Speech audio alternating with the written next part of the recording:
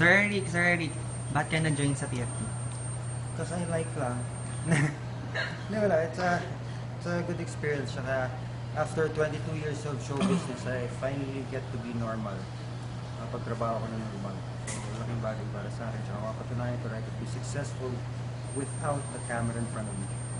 Wow. Kayo po, Sir Jerome of Daddy's Home. Ganun din, parang nagustuhan ko yung yung system, yung concept ng TFT, yung patakbo ng TFT.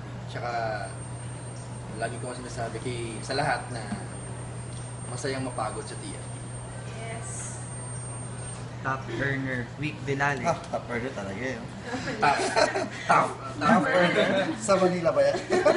Anyway, TFT, bakit TFT? Actually, dati kasi ang alam ko lang sa networking is dalawa lang klase yan eh. Yung is either yung iba na scam, na recruit, and then yung iba naman is naging successful. And then gusto ko lang malaman kung ano ba talaga yung meron dito sa networking, which is dito sa TFT. And then sumali ako, actually totally blind ako, hindi ko alam kung saan ako papunta eh. Then after 2 months, after a few months, 4 months, iba yung nangyari sa akin. Actually, this is sounds baduy, but ang TFT babaguhin talaga yung buhay natin. On. So,